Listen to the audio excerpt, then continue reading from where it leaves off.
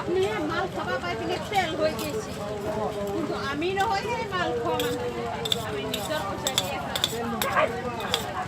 তেলটা তো বেশি নিয়েছি আপনি এটা কাটি কাটলে মোর গুরু কি হয়েছে রোড লাগে গুরু খাসি কাটতে লাগবে এই ঠিক আছে